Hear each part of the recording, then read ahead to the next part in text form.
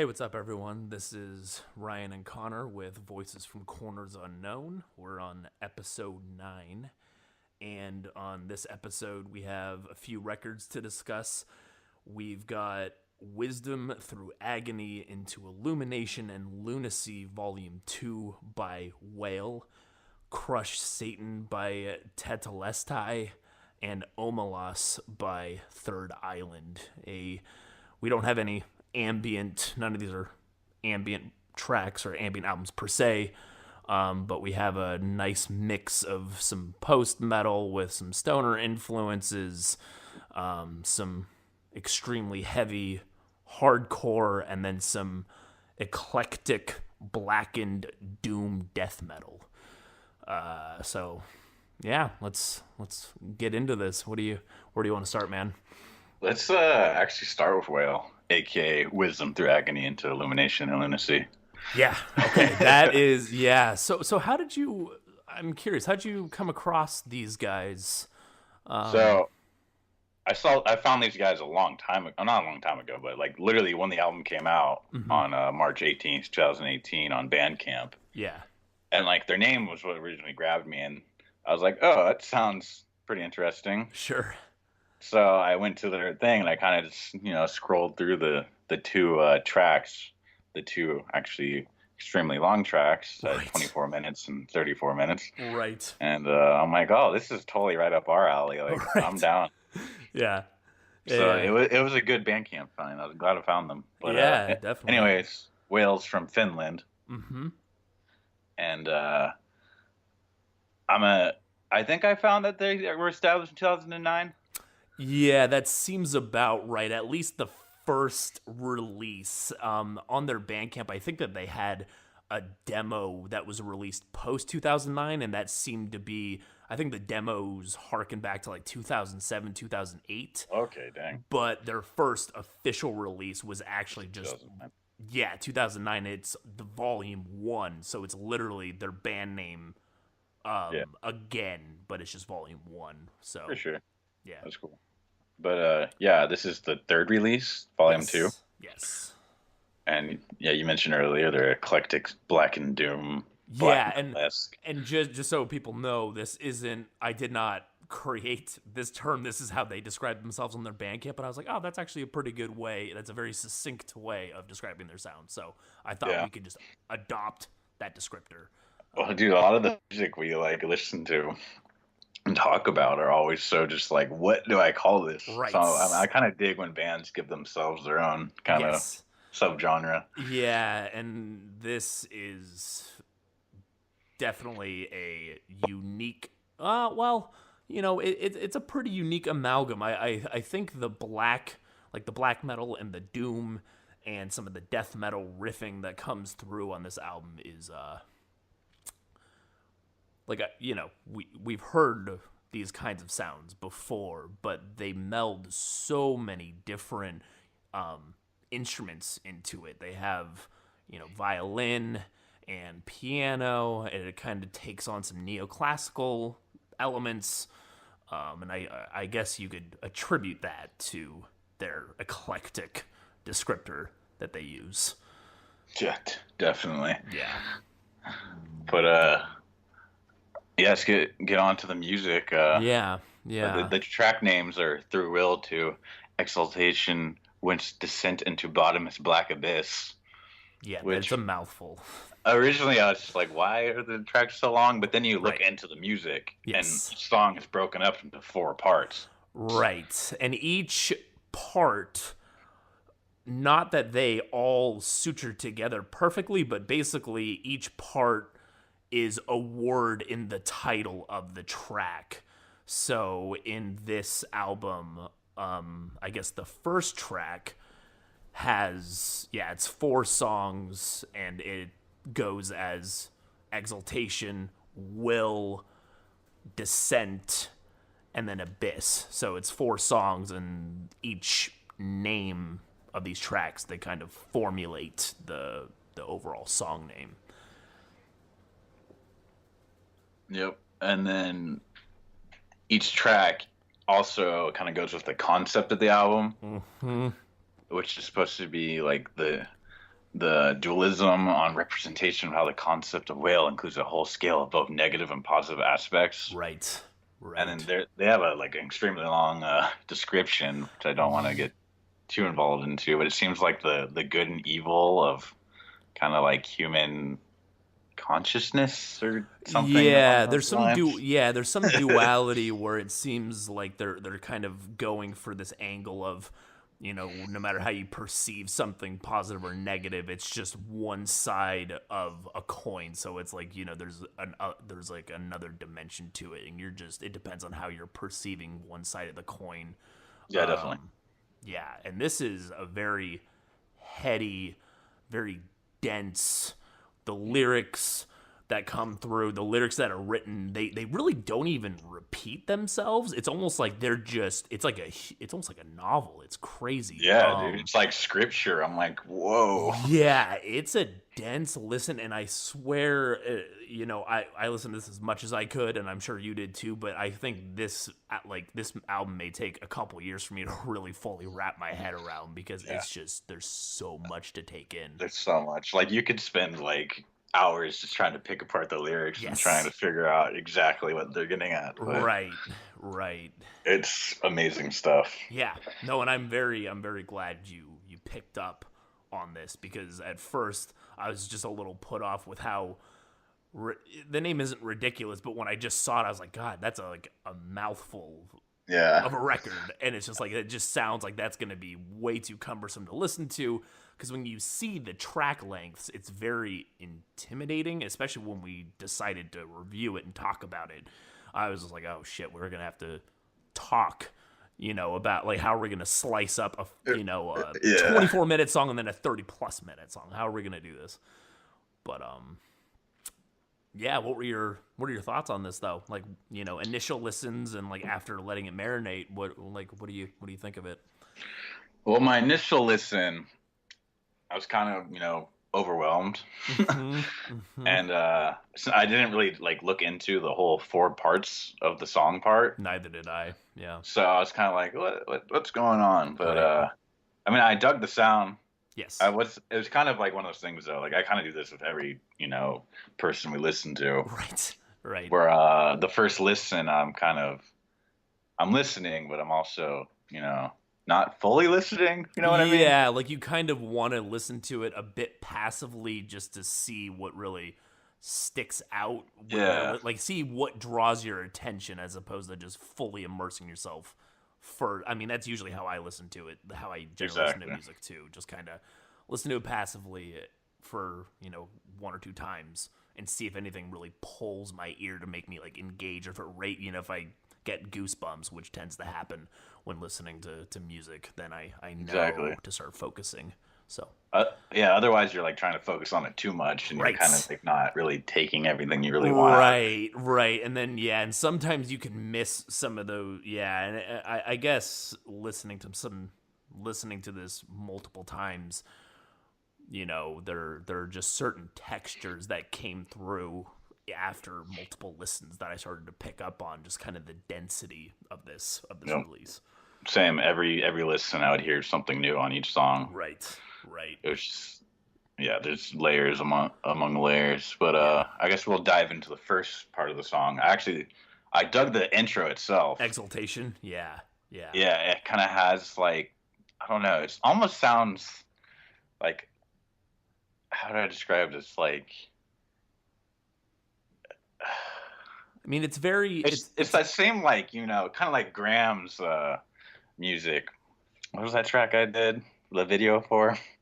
oh the shoot I can't recall off the top of my head. No, no, are you talking about Phoenix's track, the kind of that like that Middle Eastern steeped Yeah, like the guitar beginning drone? kind of sounds like that, and you Right. get like that kind of a deserty heat vibe to it. Yeah.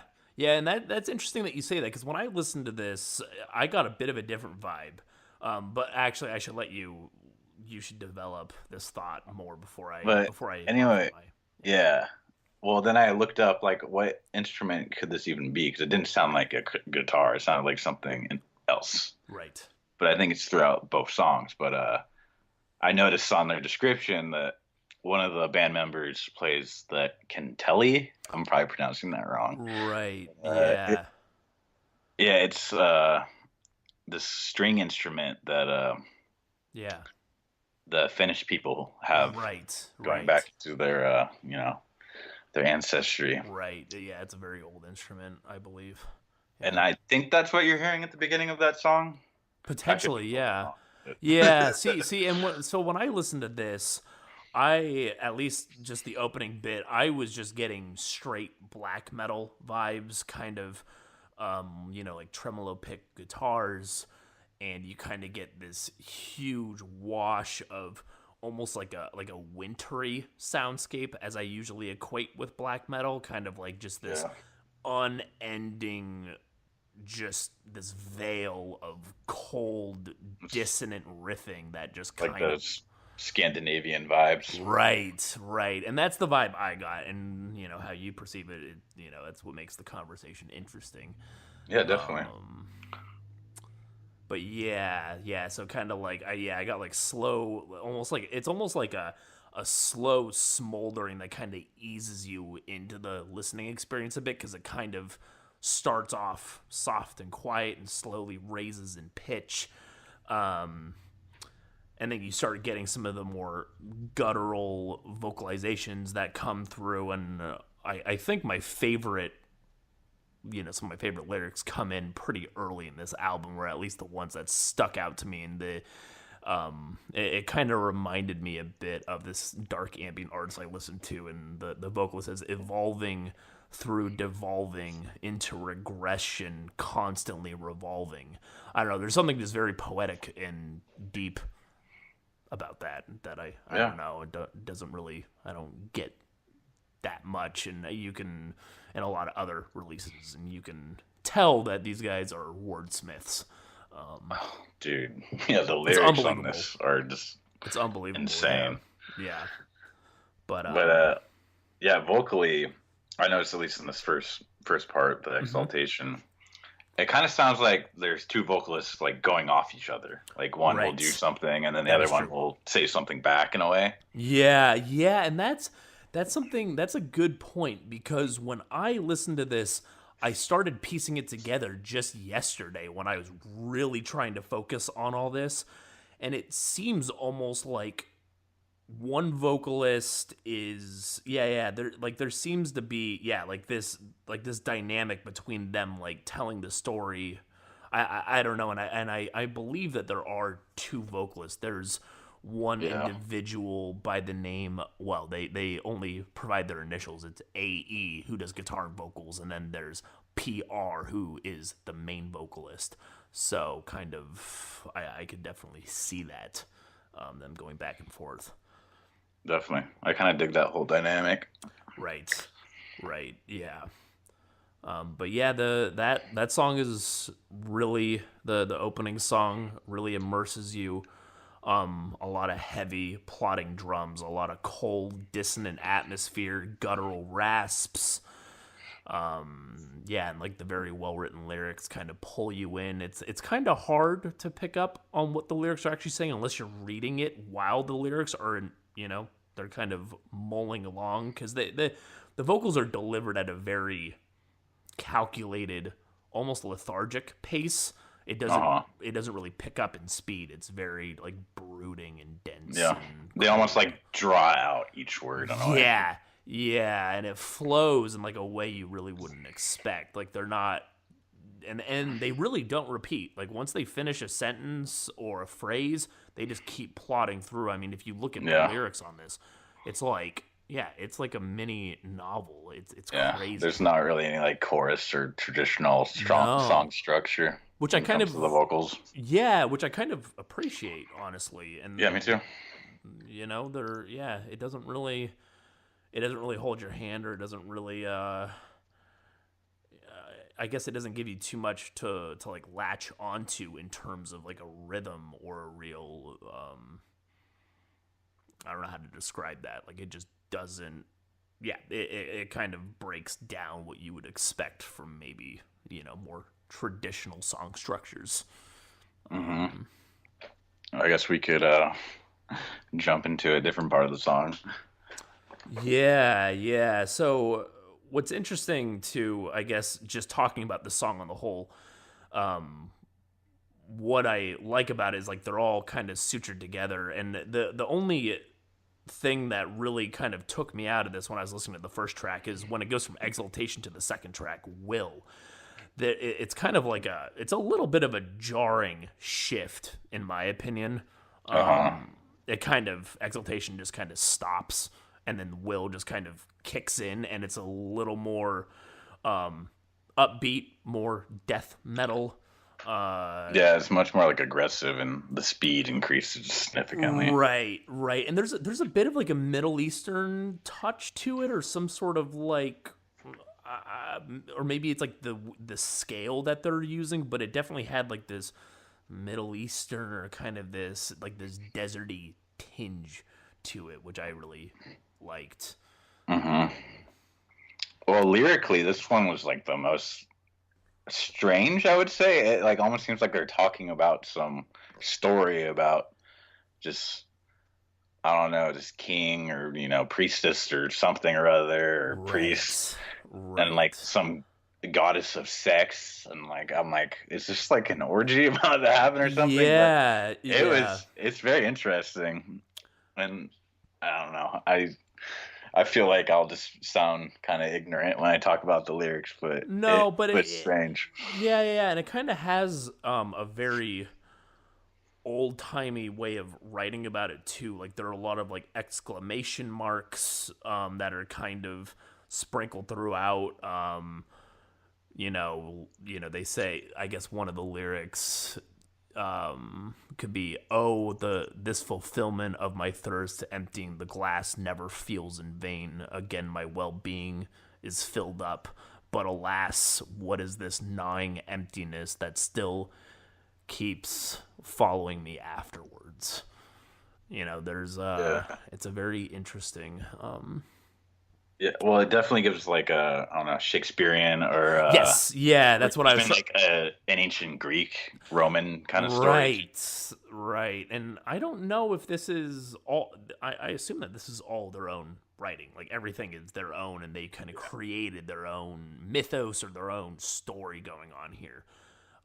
Yeah, thank you for using Shakespeare. And I don't know why I didn't say that. I was like old timey. That's a real nice way. Like Jesus, Back in the horrible. olden times. Right, right. God, that's embarrassing. But yeah, and then you got the after Will. That was more. I would say that's a little more death metal-y with some black tremolo tinged black metal riffage, kind of infused with death metal, and Oh, then Descent, which is the third track, is pretty awesome.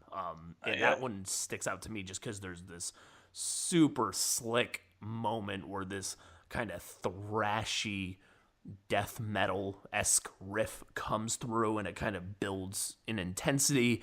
And when it washes away, they don't come back to it. So it's kind of still that dynamic of, they Just keep moving know, forward. Yeah. yeah, yeah, and they know how to make it interesting and it's catchy, but then they don't repeat it because they don't fall into that territory of like, I don't know, it's just not a traditional Yeah. territory of repeating themselves. They just You do it, almost they move on. yeah, you almost like appreciate like Yes. certain parts of the songs like more because of that. I really dug that. And it makes you kind of want to, it made me want to go back and re-listen to the whole thing just to build Get up to to yeah. that moment. Yep. Because it's just so perfectly placed and they don't milk it, which is brilliant. Yep. Well, also I noticed when you get like to the towards the end of Abyss, Yeah, so it Abyss is kind the of dives fourth. down a Yeah, little. right, right. Like, it's like way more mellow and kind of like dark and sorrowful. Is that Yeah, even and sorrowful?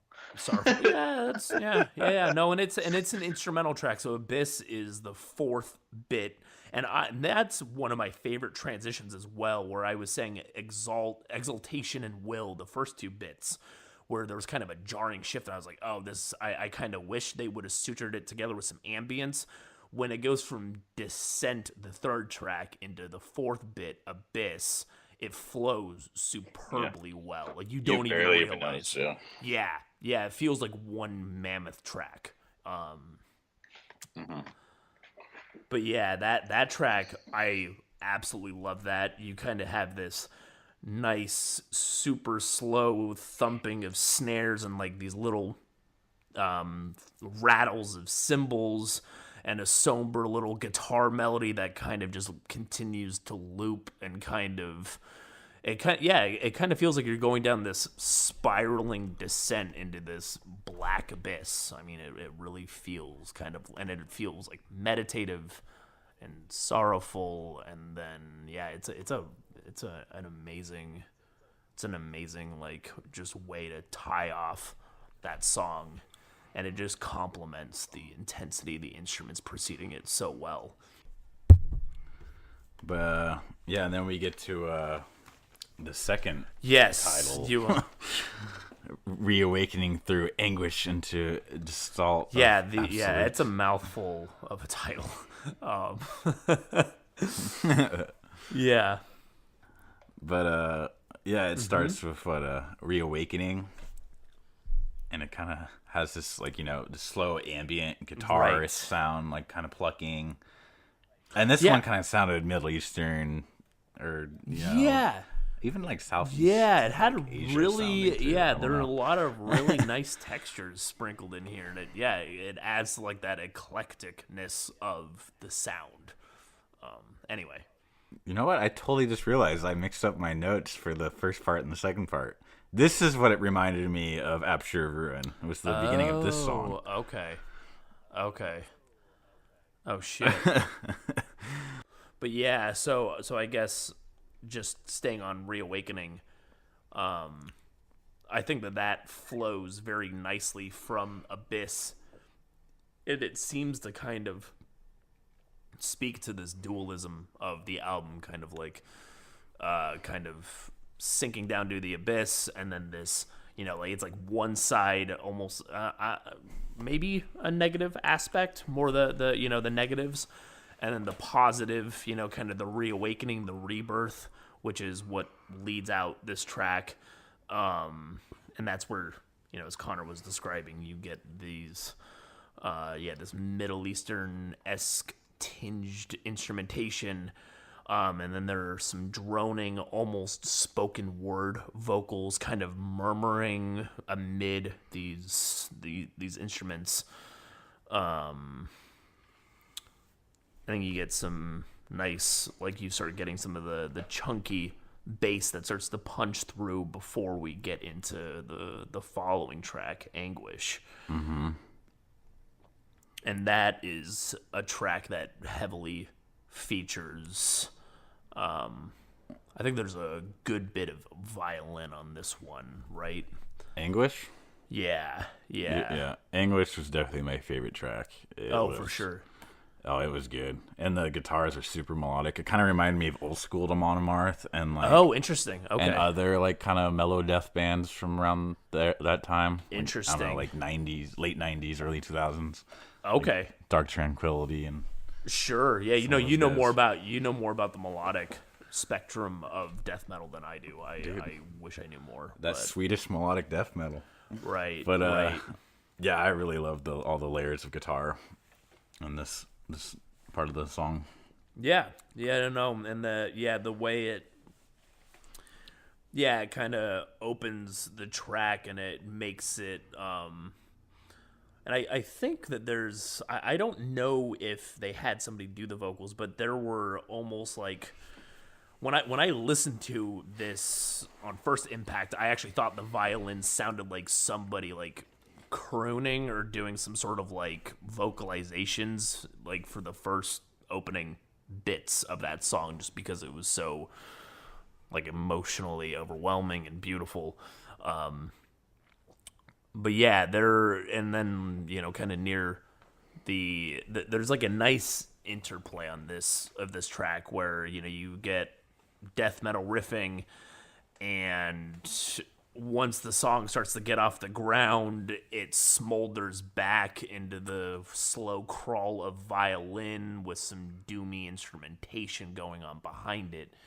And it kind of has this like push-pull feeling. I mean, I guess that kind of speaks to Anguish, right? Like you kind of get some heavier parts, and then it pulls back into these beautiful parts and goes back into the heavy parts. Yep. It's a very interesting, like circular or like just kind of like this circulation of beautiful and like this beautiful density, kind of like this ugliness and this,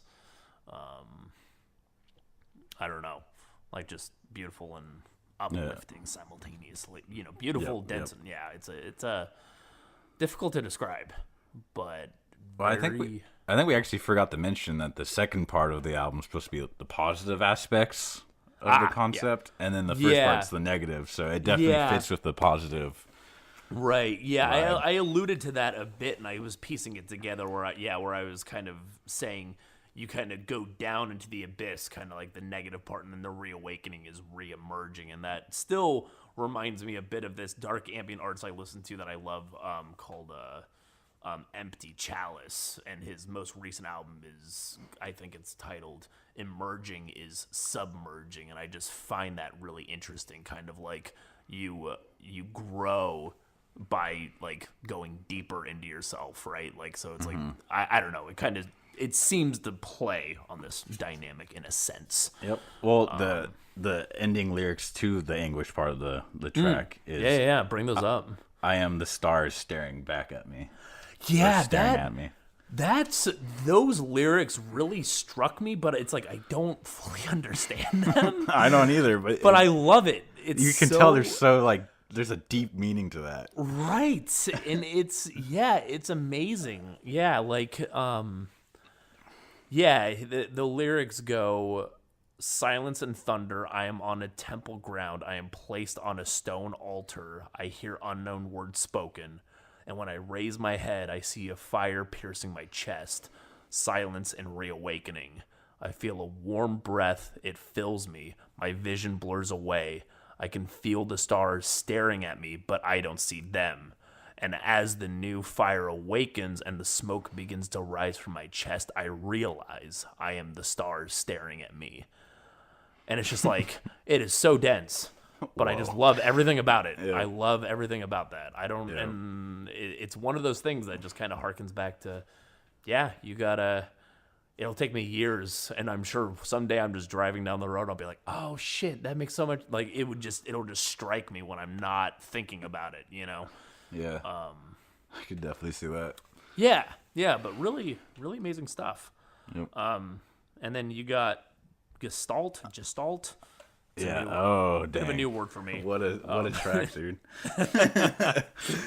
Yes, that is like full neoclassical mode. Like yes. You got the grand piano mixed with violin. It's beautiful. Beautiful, epic, kind of like sad too. Yeah, they're like tendrils of like heartfelt sorrow seeping through. Yeah, and you can just feel the passion in it too. Like whoever's playing the piano. Yes. You can tell they were really just going with it. Right. Yeah, no, that track, and I mean, we could try to talk about that as much as we want, but it's definitely one of those ones where it's like you just listening to it throughout, like kind of when you get to that portion of the album after you listen to it front to back and you hit that segment, it's pretty astounding.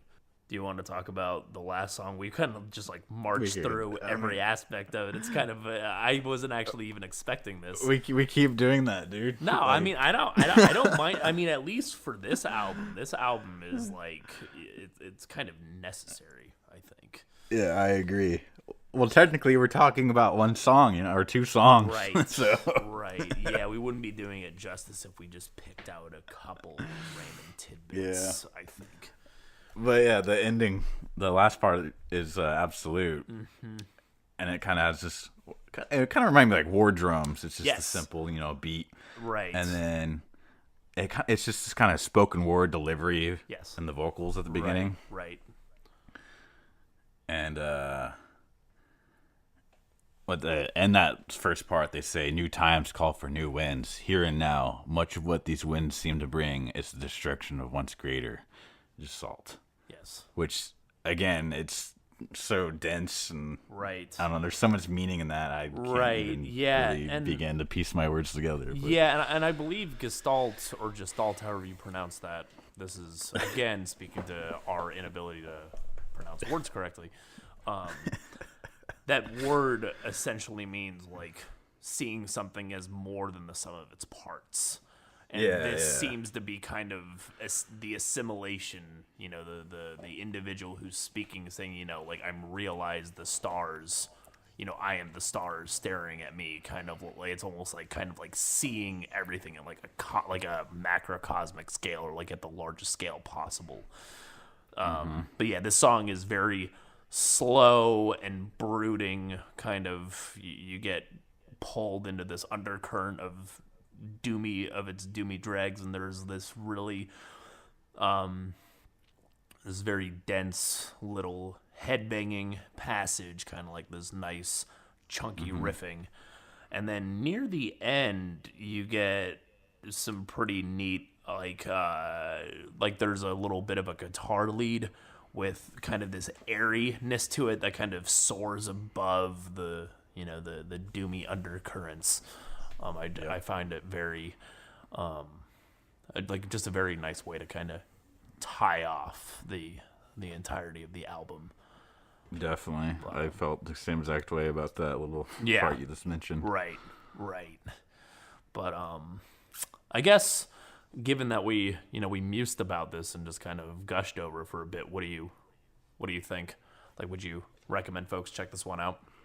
Yeah, definitely. I mean, I absolutely love when I stumble upon a Bandcamp band, and I really am surprised by how much I end up liking them. Yes. Yeah. And this is one of them.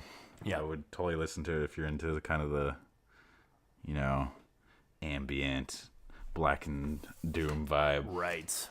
All right, well, let's jump into Crush Satan. To Crush Satan. All right. And this is Crush Satan. You replace the U and the 2 A's with V's. Pretty fucking brutal. So this band, Tetelestai, they are a 2-piece from Omaha, Nebraska, and they are just guitar and drums. And this is their debut EP, I believe, and it's like, what is it, like 13-ish minutes? It's pretty succinct, and I don't really know how to, it's like just extremely heavy, hardcore. I don't know if you have any specific way of describing the sound. It kind of gave me some Nails vibes. But I could get Nails vibes. Yeah, like it kind of gave me that, but I kind of like this band more just because of how like heavy and varied their sound is. Each song like just changes. It just has so many interesting moments throughout its 13-minute duration. It's pretty unbelievable. But what'd you think of this one? I enjoyed it quite a bit. Actually, this one I downloaded onto my MP3 player. Because I'm like, you know what? I need to have more time to listen to stuff on the way to work. Right. So I listened to this one a ton on repeat. Yeah. And I found myself just cranking up the volume and just blasting it in my car. Yeah. But it's a heavy album. Yeah, it's pretty remarkable because it's only guitar and drums, and when you listen to this with headphones, it is just so loud, but all like it's so heavy. It's pretty like mind-boggling, just like for 2 people, how heavy they can make their sound. Yeah, it sounded like more than 2 people, that's for sure. Yeah, there's probably like layering of guitars and such, but still, it's like, I mean, and I could be wrong. I'm not a musician, but still, this album is ridiculous, and it's just ridiculously heavy. And they have a handful of features. So they have Sean Ingram of Coalesce, DJ of Living Sacrifice, and Matt Beck of Spitfire, and they're each respectively on one of the tracks on this EP, and it's only 4 songs in length. One Where do you want to dive in on this? Well, first off, let's talk about the artist's name. From my research, it sounds like it's Greek for "it is finished" or something along those lines. Since the last words of Jesus. TETELESTAI, just the name. Yeah. Oh, yeah. Okay. I didn't even think to look that up. Smart play. It kind of happened accidentally when I was trying to find more information on them. Oh, okay. It came up with all those like sayings of like the last words of Jesus, and it's funny because I think there was some pretty Christian rock bands too with the same name. Oh shit! Really? So Interesting. yeah, for people searching this, that might happen. Well, this would be a great. If somebody's looking for something like that and they come across this, I would love to hear like just their ears getting blown apart. Stumbling upon this. Give them something interesting. Right. But yeah, I guess we can just dive into the first track. Yeah, The Dead We Do Not Mourn, and this one features Sean Ingram of Coalesce. Yeah, so what'd you think about this one, man? I mean, I just love the menacing guitars and like all the different melodies that were going through it. Yeah, and I really like the way this track opens as well, because it's just kind of the drums doing a nice little beat, and it's just kind of a slow, it's just kind of building tension a little bit, and the kick drum comes through really heavy and bassy. It has a real nice punch to it. And then, the guitar just starts to layer in with the drums, and then when the vocals start, I mean, it's just, I don't know how else to describe it other than it's just heavy as all shit. Yeah, it's in your face, aggressive. Right. It's weird though, because like this specific track, the opening one, kind of gave me some nostalgia for back when I first got into like the new wave American metal bands. I have no idea why. Like, interesting. Parts of this song kind of remind me of like Lamb of God's as the palaces burn like era. Okay. But like more technical almost. Sure. Like I can't. It's hard for me to describe. But yeah. I really kind of dug that aspect. It gave me some feels. Yeah, no, definitely. I mean, that's great to know. I didn't get that vibe from it, but that's that's what makes the conversations interesting, just the different perspectives. Definitely. But yeah, what I like about, I guess, this song as well as the other ones is just some of the really slick tempo shifts. Like they just have some really interesting dynamics.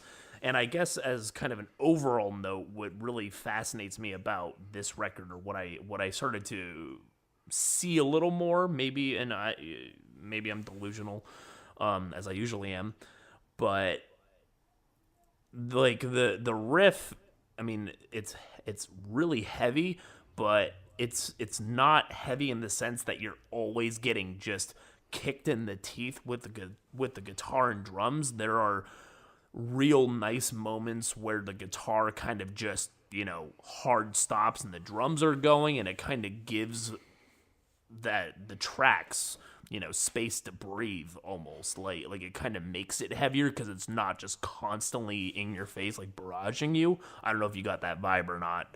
Yeah, I can see that. Yeah. But that was kind of like my main takeaway when listening to this, as I continue to listen to it more. Just kind of the space between the riffs and the guitar strums. Like for me, it made it heavier when listening to it, after many repeated listens. Yeah, because you kind of have that, like, I don't know, just these heavy like strums that kind of right. I don't know. They feel like they would shake the room if you were to see them live. Right. Yeah, I'm actually hoping to see these guys live. And what's interesting about them too is apparently, I mean, per their Facebook page, and as far as I could dig back, these guys formed back in like 2010, I believe, and this is only their first release. So I got that too. Yeah, so they may have just been like kind of etching away their sound and style for many years, and I would say, is like hardcore, kind of like a little bit of a throwback sound, kind of as you were alluding to. It's a pretty unique sound, it kind of has its own, it kind of takes on its own form, and I think it kind of bends the paradigm of what you would expect from something just heavy and in your face. And then speaking, like, what about the track numbering system? Is that supposed to be binary code? Seems like it. Yeah, I thought that was The actually 0, pretty 1, interesting. and then the 0, 1, 1, 0, I thought that 1, 1, 1. I thought that was a neat way of kind of sectioning off the tracks. Yeah, I haven't seen that done before. No, that was a first for me. But yeah, so we had the dead we do not mourn. There, yeah, that's very. There's like a real. I really like the dynamic, kind of like the tempo shifting near the end, and it kind of becomes like just this skull smashing riff, kind of just like this chuggy, plodding, just concrete. I don't know, like just bone smashing sound, and then I also really liked the. I think my favorite track would probably have to be A Proper Exorcism, True Grit. And that's the second track, and that's specifically because I just love the slow, chunky, nasty buildup, and it's just dirty and caustic. Yeah, and what's so cool about it too is like it's super heavy, it's disgusting, and then there's this moment when it kind of is just building tension, and you're like, oh man, shit's gonna hit the fan, and then it kind of releases into this really slick, or I keep using the word slick, but it just has this really hard groove, and it kind of gets you into just like this really headbanging moment, and it doesn't last very long, which I also appreciate. It just makes me want to repeat the song like over and over and over again. Yep, that's exactly what I ended up doing. Right, right. It's so great. And then it has that moment, and then it kind of turns back into kind of just like some more just kind of goes into a more chug mode, kind of just like heavy, just hitting you with the same note over and over, and then it kind of turns into this scathing riff. And when that riff is playing, you can. When I was listening to it after a handful of listens, it sounded like you could hear the guy's fingers just sliding on the guitar, and it just sounded like the skin was just shredding off of, the tips of his fingers when he was playing the riff. And I was like, oh, it's such a cool texture to have in there, not just the sound, but you can like hear the movement. And I don't know if it's actually his fingers, but that's what it sounded like to me. I know that sound. Right. I actually noticed it in the third track also. Oh yeah, and that one, yeah, and the third track is Preeminence of. Yeah, what'd you think about that one? That one also had that kind of dirty, kind of tasty. Right. Yeah, I sound so dumb, but no. I mean, it's one of those. Yeah, like there's just kind of this. There's this like delectable grittiness to all of it. It's very. I don't know how to describe it well. Yeah, like it's the grooves are just so heavy and they're used they're used sparingly, which is superbly done. It kind of harkening back to our previous album we were talking about, W.A.I.L from W.A.I.L. Like when like the really great moments only last a blink, and it kind of leaves you like thirsting for more. And I think that kind of makes it it's just such a vicious sound that they get, and it's still just amazing that they can produce this with just two band members. I really wish there was a full album because I just want more. Right, yeah, and I'm here's hoping that they'll pull together some more tracks going forward. I like hopefully they'll speed up their process a bit. I don't know. And then just to kind of tie off the discussion of this, the final track is more just kind of this ambient it's just like a pure ambient track titled "There's Only Light Where You Are," and I really like that track title. I think it rings with a warm sentiment, just kind of saying it and thinking it has like kind of a warmth to it.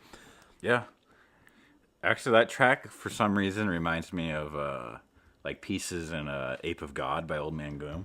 Oh, yeah, there you go. Especially the opening track, the There you Gates of go. Eden or whatever. Yeah. It totally had that same vibe for me. Yeah. You're gonna have this angelic drone and all Yeah. these cool harmonic humming, and For sure. it was cool. Yeah. No, and it's like a perfect way just to kind of capstone it so that it's not. I mean, some people may prefer it to be just heavy as balls all the way through, which is fine. But I am a huge lover of everything and like just any and everything that's ambient. So It's so good. Yeah, and it's a very like it almost sounds like a nice wash of like these cooing angelic vocals as you described, and it's just a very nice way to kind of tie off the heaviness you were subject to for the past 12 or 10-ish minutes. Yeah, you get to reflect on Right. how brutal and catchy it was. Yeah, and then you reminisce, you're like, okay, I'm gonna dive right back into this as soon as this kind of closes off. And that's what I love when you only get like, a small portion of, like a little LP or EP. Right.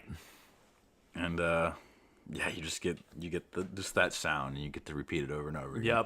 Yep. And yeah, I'm eagerly anticipating, any new developments in this band's camp. Just seeing, what they come up with going forward. Would you recommend folks check this one out? Yeah, it's well mixed, well produced, and it's a great car blaster. Right. Yeah, heavy as shit. I love it. When I'm sitting there and 6 a.m. already in traffic, just look at the person next to me and crank up the sound, and just like, yo, let's get this morning started. Yeah. Who needs coffee when you have crushing hardcore, crushing metal? Yep. Yeah, it's perfect.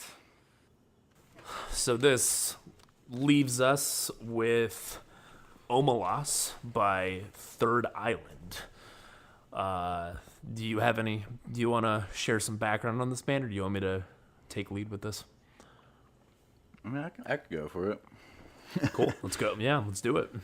Yeah, Third Island, established in 2015. Mm-hmm. And this is, I believe, Omelas is their first full-length album. Yeah. But third release, and they're Irish kind of post-metal with some like doomy vibes here and there. Yeah. And Omelas was released on. Am I Call it pronouncing that Omelas. wrong? No, yeah, it's Omelas. Okay, Omelas. Dude, Omelas kind of sounds cool though. Not gonna lie. Yeah. No, it kind of reminds me of the guitarist from Sun, O'Malley, his last name, but From Corners of Dudes pronouncing stuff wrong. Yeah. right. But anyway, this came out on April 1st, 2018. And it's a concept album about the short story by Ursula K. Le Guin. Mm-hmm. That was released in 1974, called "The Ones Who Walk Away" from the Omelas. Yep. And just as a small side note, Miss Gwyn, she actually passed away in January of this year. So rest in peace to her. She resided in Portland for a good while, I believe.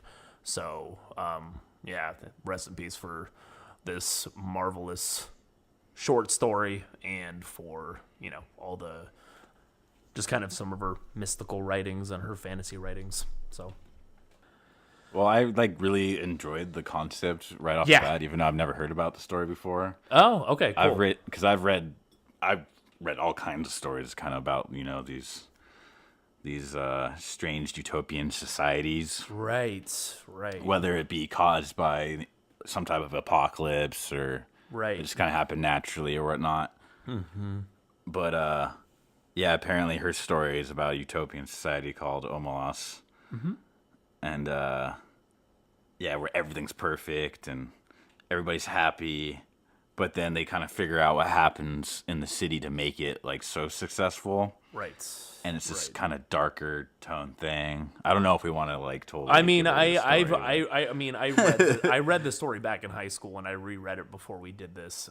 It's a very short story. You can read it. It's like 5 pages, I believe. And it's essentially, spoiler alert, I guess.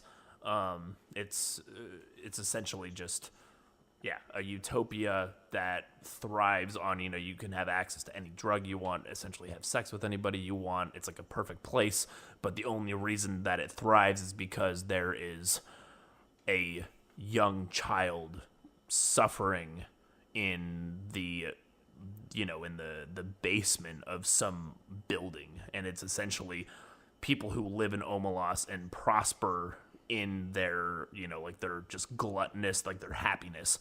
They have to live with the knowledge that somebody is suffering for, their sake, for their happiness. So it's like it's all perfect in the city because there is one child locked away, barely being fed and, malnourished, and is just, sitting in a closet essentially with no access to light.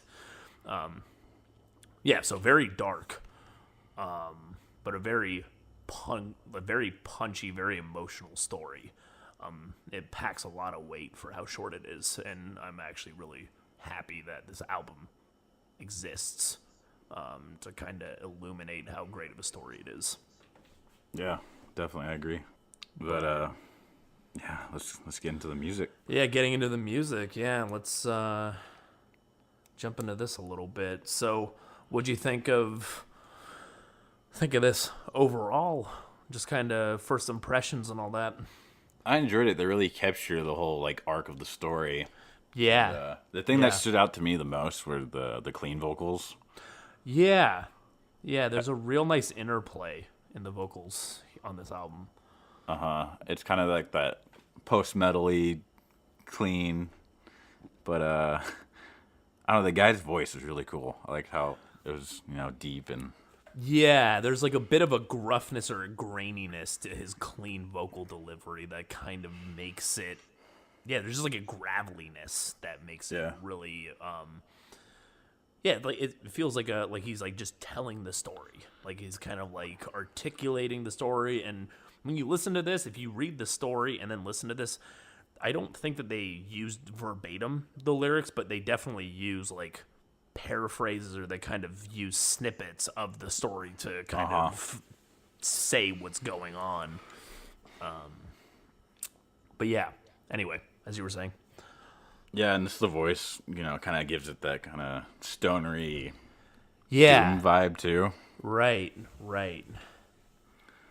So the opening track, Omelas, and I guess we could talk about it as a cluster of 2 songs. So the first 2 tracks are Omelas and The City.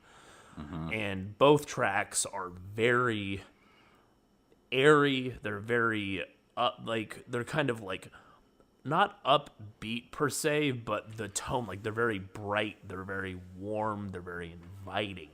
Yeah, it's kind of like the facade of how great the city is. Yeah, and I love that dynamic that they strike, because it kind of gives you this...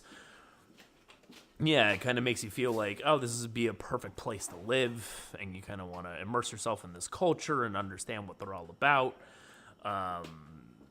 And I believe, you could correct me on this, I think for most of these 2 tracks, you kind of get those grainy, well-articulated vocals. There aren't too many gruff vocals per se in these first 2 tracks. But especially in the second track, dude, like the vocals are almost kind of whimsical. Yeah. I don't know if that's a weird word to use, but I kind of get that vibe. Right. Yeah, but it's kind of, when you open up with Omelas, there's kind of a marching drum beat that takes us into the city. And then you kind of get you just get very warm guitar work, and it almost feels like you're kind of walking along like a grassy, like over a grassy knoll, maybe on like a nice crisp summer morning. Like it just kind of gives you this, and it has that post-rock element of kind of, it kind of repeats, but it's dense, and it kind of lulls you into this trance. It kind of allows your imagination to really picture what the city could look like. Right. And then on the second track, The City, there's a real neat little moment when it kind of opens up with that warm guitar work, and then the drum beat partway through, it almost seems to kind of go into like a half measure, it seems to like slow down a little bit. I mean, the guitars are kind of going at the same pace, but it kind of gives you this nice like head bobbing groove to get into, and it kind of like settles you in, kind of nestles you into this, it kind of makes you comfortable, but with the intent of making you uncomfortable very soon thereafter. And then you get into Procession, which is more of how would you describe that song? I would say it definitely still fits in what we're hearing, but Yeah. it starts to get a little darker. Yeah, there's kind of a somberness to it. It kind of feels like maybe like the dusk, like the day. It's like if you were to think about this as like all taking place in the day, maybe.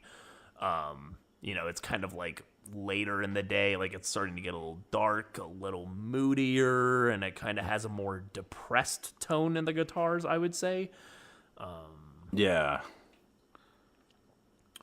And if I recall, the processions are like part of the festival they have for the summer solstice. Right. If you go off the part of the story. That's right. Nope, that's exactly right. Yeah, and there's some really nice vocal interplay with some of the clean vocals, and then you kind of get some of the gruff vocals going on. And this is something that I don't... Maybe you could shed some light on this or help illuminate this for myself. I felt like the way the vocals were being delivered, how you have some of the cleaner ones and then some of the gruffer ones, it almost sounded like they were two minds kind of clashing a little bit, or almost gave me a vibe of like the cleaner vocals are kind of, they're telling the story, and then the gruff vocals are kind of accentuating the feeling almost. I don't know if you got that vibe, but I was kind of like, when the gruff vocals came in, it almost felt like this is like it's kind of like twisting the knife. It's like, oh, here's the enunciation with the nice vocals, and then here comes like, I don't know. Yeah, I kind of got like a duality vibe where and everybody's in like this delusional state of everything's perfect, but yes, in reality it's not. Right. Yeah, and when kind of those heavier vocalizations come in, you kind of get that. Yeah, you kind of get like this. You kind of start seeing it. Kind of unlifts the veil, and you kind of start seeing like the seedy underbelly of this place. But yeah, and then as it marches along, it just kind of slowly decays. It kind of like turns into this doom-laden, almost somewhat like stoner tinged doom near the end. What other tracks do you like? Or I mean, I guess going forward, just kind of illustrating more of the album. Well, I dug how it gets kind of darker and slower, and the vocals come more depressive, especially in Locked Away, where I'm assuming you're talking about the kid, the child. Yep. Right. And it's just really, it's sad, clean vocals, and it's got this really doom stonery vibe. Right, and like you kind of get those repeated lyrics of like the door is locked and no one ever comes, kind of like really hitting home that like this individual, this child that's suffering, it's like it's not good. And it's still like what amazes me is like just reading the story again. It's like it's such a dense story, and it just seems so relevant still. I don't know, just kind of like being able to be happy at the expense of somebody else suffering. Like it just seems like so salient. Yep. I don't know. Yep. That's kind of the theme of our world. Right. But in Locked Away, you get some really nice, brooding, sludgy riffing,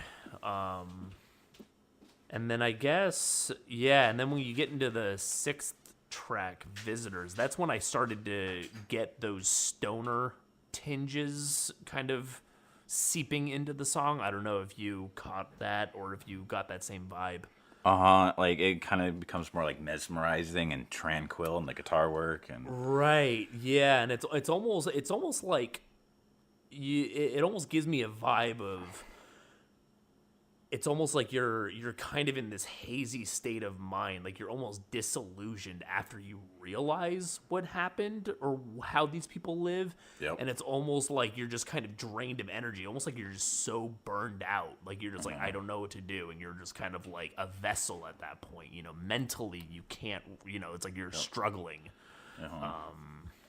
Yep, you just can't grasp your mind on the whole. Yeah, and you almost feel ordeal. conflicted. Like, yeah, you just feel conflicted at that It's like point. you want to keep living perfectly, but knowing that some Right. child is suffering on your behalf, is just Right.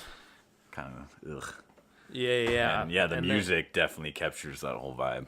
Yes, yeah, and there's a bit of there's some nice anticipation, like some nice build up in the guitar work, and it kind of slides down into this dirty, mucky sounding riff, and it kind of accentuates kind of the grimy feeling of trying to, to wrangle with this thought and just kind of this lifestyle. And then there was I found near the end of that track in particular, the riff at the very end I thought was actually a little like delicate and light. Like there was kind of like this really cool, neat little riff, almost like kind of like light pouring underneath the door, maybe. I don't know. Some like kind of hope for the child. Yeah. It gave a really interesting vibe, and it only comes in like the last like 30 seconds or so. But at the end of that track, I was kind of like, like I can't right at this moment. I can't really think of how that would pair with the story very well. But Yeah. that's just me being me. In my notes, I described that part of the song as tasty again. Yes. Yeah. I kind of got it. Like it was like a nice glistening riff. Like it just kind of had this. I mean, there's still like a little bit of a depressive undercurrent going through it. Yeah. But maybe that's supposed to kind of accentuate like, I don't know, like compassion or something, for the suffering that's going on. Yeah, and then you get to the end, the ones Yes. who walk away. And Yep. that one I got like a way more atmospheric, kind of doom, shoegaze Yes, right. feeling. Right. Yeah, basically the way that I when I was listening to this, I kind of got this as like the day is over, it's dark, and you, the listener, have made your decision to essentially leave, in a sense. Yep. And it's kind of like this, it feels like you're kind of walking along the cobblestone path under like the dusk of night that's kind of hanging over the city. And yeah, I kind of like the stonery riff comes in, it kind of introduces the song, and I kind of thought of it as kind of like a dusk lit riff. Like it kind of had this, I don't know. You're kind of just leaving to potentially your inevitable doom, but Right. who knows? Maybe Right. you'll find a better place. Yeah. into the mountains. Yeah, and then as the song wraps out or kind of fades off, there are kind of like these heavy suspended notes, and they kind of reverberate almost like, like they're kind of looming over you, like the shadows of the mountains, and you're kind of walking into them, uncertain of your fate. And I Yep. guess, Yeah, and you kind of hear like towards the end, you also hear these two like kind of vocals wrapping around each other. right. Yeah, no, it's this album is pretty remarkable, and what I also like about it, just as a general note, I would say is, there are post-metal influences, and there are like doom influences, but what I love about this is that it doesn't do the post-metal kind of, I don't know if trope is the right word, but you know how you listen to a lot of post-metal, and it can kind of get tedious to listen to because it's kind of like, it has a very formulaic structure of like building up to a crescendo, releasing tension, and then dropping off. You know what I mean? Yeah. And this doesn't really do that. Like it uses the post-metal bits of kind of building atmosphere by repeating and looping, but it never really builds up to a tension where you like feel relief. Like you just kind of feel weighed down with emotion as you're listening to this. I totally understand that. Yeah, so I have a lot of respect for that sound and not being like, oh, let's do post-metal and like let's build it up to this crescendo and then, you know, release the tension. It's kind of like it kind of like for me, post-metal's kind of becomes background music because of that reason. right. But because of the way this band does it, I really want to listen to the whole thing from beginning to end and actually pay attention. I agree.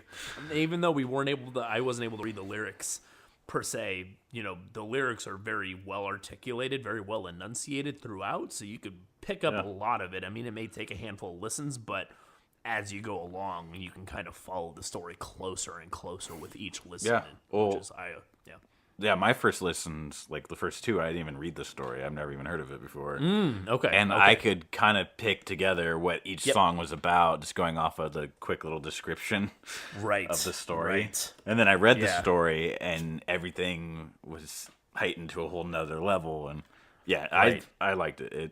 I really love the vocals. I feel like the whole album really captures the whole feeling of the short story. Yep. And they definitely did good justice to the late Ursula Kroeber Le Guin. Yes. Yeah, definitely. And I guess as just another note, what I found interesting about this band on the whole is that they're a three-piece, and they have two guitarists and a bassist, and they still have drums. So I don't know if they program in their drums or if they have a studio drummer, but I found that interesting. Yeah.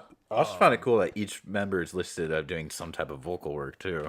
Right, yeah. And I think I've seen some pictures of them playing live, and they seem to kind of line up in a row, and they kind of have their mic stands, and they're kind of like all three of them. And yeah, I don't know if they probably just play with a backing track of the drums, and they just kind of sync up with that.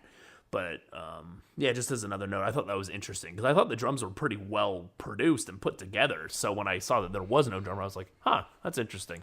So now that I think of it, I don't really see too many Irish kind of heavier music bands.